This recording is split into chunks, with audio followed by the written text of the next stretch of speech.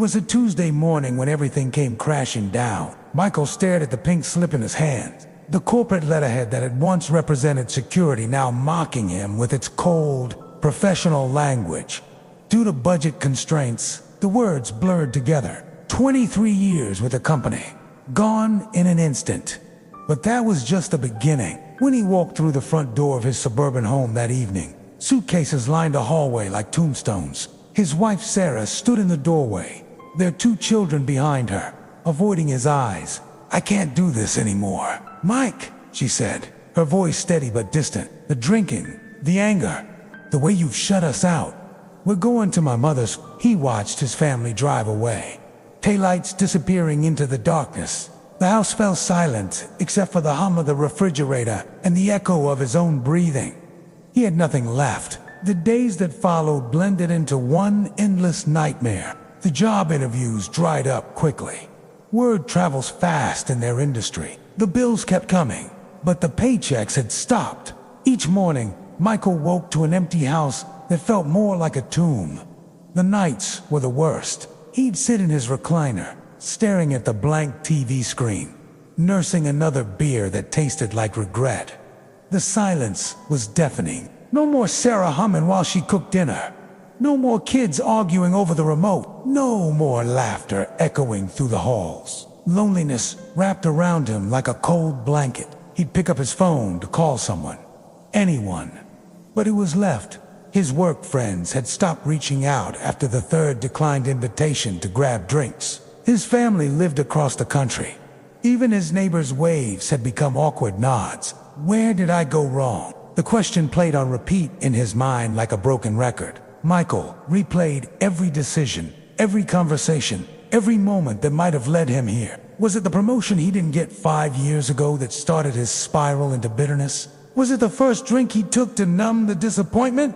"Why me?" he shouted into the empty house one evening, his voice cracking with desperation. "I went to church as a kid. I tried to be a good man.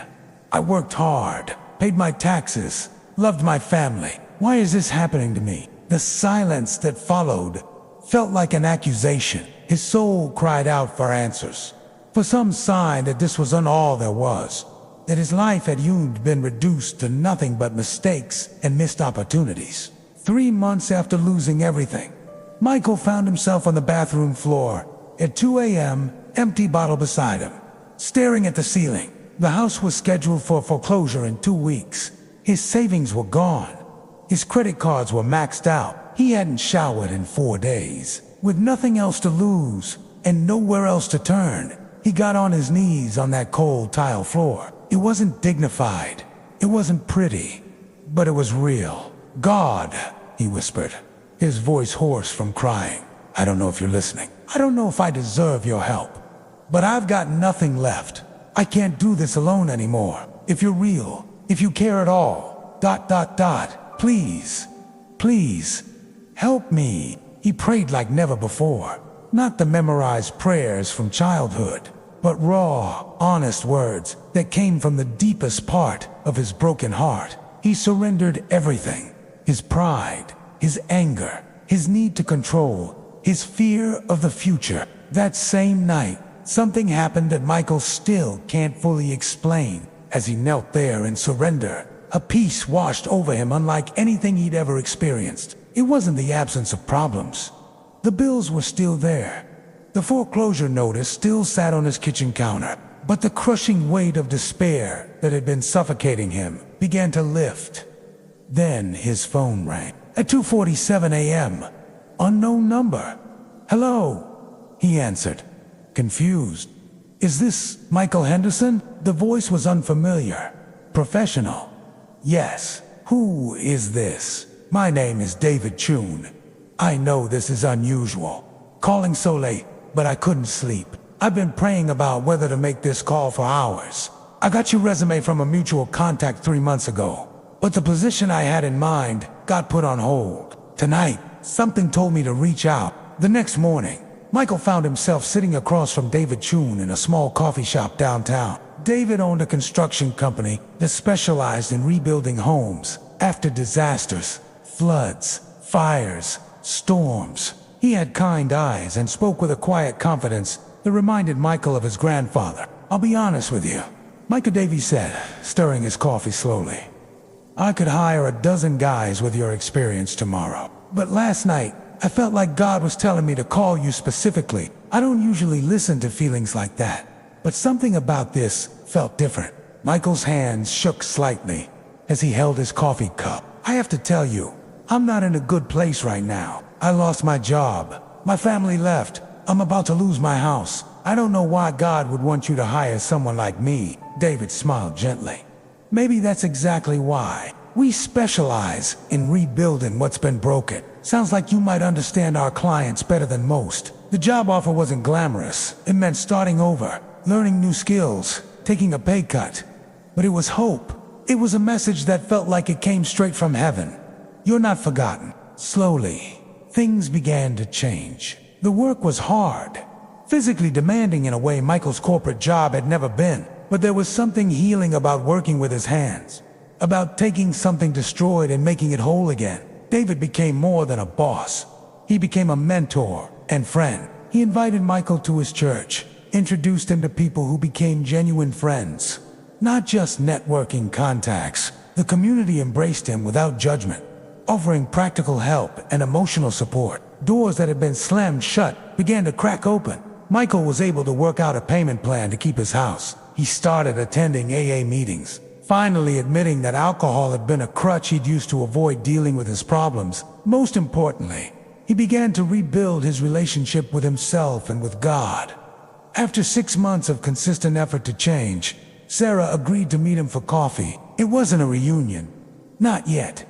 But it was communication. The kids were doing well, she said. Maybe, if he kept making progress, they could try family counseling. 2 years later, Michael's life looked completely different. He had been promoted to project manager at David's company. His marriage was still a work in progress, but Sarah and the kids had moved back home 6 months earlier. They were attending counseling together, rebuilding trust brick by brick. He had become the person at church that others came to when they were struggling, not because he had all the answers, but because he had been where they were. He knew what it felt like to lose everything, and he knew that rock bottom could be the foundation for something beautiful. His story hadn't turned around because of luck or coincidence. It was divine intervention, not in the form of a dramatic miracle, but in the quiet movement of God, through ordinary people making extraordinary choices to love and help a stranger. That night on the bathroom floor had been the turning point, not because God magically fixed everything, but because Michael finally stopped trying to handle everything alone. One moment of complete surrender, one honest prayer from a broken heart, became the start of a miracle. The prayer hadn't changed his circumstances immediately. It had changed him. It opened his heart to receive help he had been too proud to accept. It made him willing to do the hard work of rebuilding, one day at a time. Michael learned that sometimes God's greatest gifts come wrapped in our deepest struggles. The job loss that had felt like the end was actually the beginning. The loneliness that had nearly destroyed him had taught him to appreciate genuine community. The brokenness that had brought him to his knees had ultimately brought him closer to the heart of God. If you're reading this story and feeling like giving up, if you're sitting in your own darkness, wondering if anyone cares, this message is for you. Michael's story is unique because it happened to him. It is powerful because it can happen to anyone willing to surrender their pride and ask for help.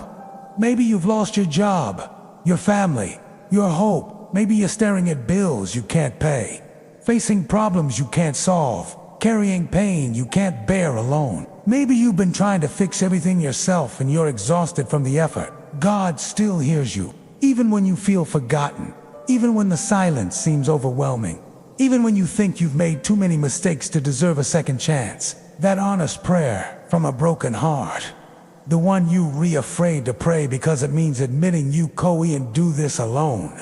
That prayer has power. Your rock bottom doesn't have to be your final destination. It can be your foundation. Sometimes we have to lose everything that we thought mattered to discover what actually does. Sometimes the greatest gift God gives us is the gift of starting over. If Michael could find redemption on a bathroom floor at 2 a.m., if he could rebuild his life from nothing but a desperate prayer and the willingness to accept help, then there's hope for you too. The God who heard Michael's cry in the darkness is the same God who hears yours. Don't give up. Your turnaround might be just one honest prayer away.